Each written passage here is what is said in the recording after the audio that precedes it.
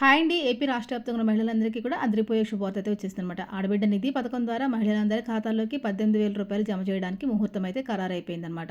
ఈ పథకం ద్వారా 18 ఏళ్లు దాటి 59 సంవత్సరముల లోపు ఉన్న ప్రతి మహిళ యొక్క ఖాతాలో నెలకి రూ. 1,500 చొప్పున ఏడాదికి రూ. 18,000 ఖాతా జమ చేయబోతున్నారు.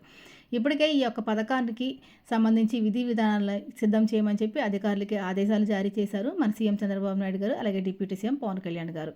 మరి ఏపీ రాష్ట్ర వ్యాప్తంగా ఎవరైతే మహిళలు ఉన్నారో బీసీ, ఎస్సీ, ఎస్టీ, మైనారిటీ కులాలకు చెందిన మహిళలకు ముందుగా ఈ యొక్క పథకం ద్వారా డబ్బులైతే ఖాతాలకు జమ చేయబోతున్నారండి. దీనికి సంబంధించి మహిళలందరూ కూడా ఖచ్చితంగా ఆధార్ కార్డు, రేషన్ కార్డు, అదేవిధంగా బ్యాంక్ అకౌంట్ కలిగి ఉండాలన్నమాట.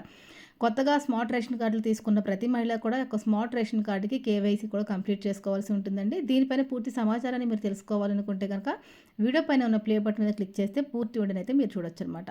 Thanks for watching. ఇలాంటి మంచి మంచి వీడియోస్ కోసం ఛానల్ తప్పకుండా సబ్స్క్రైబ్ చేసుకోండి.